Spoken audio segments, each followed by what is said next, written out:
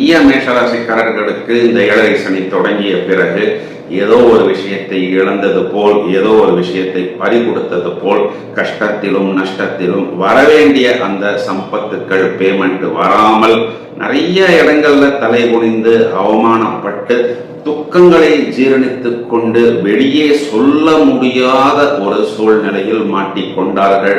இப்போ குரு பார்க்கும் பொழுது செவ்வாய் ரொம்பவும் சாத்வீகமா, ரொம்பவும் சாஃப்டா, ஓரளவுக்கு விவேகமா செயல்படும்.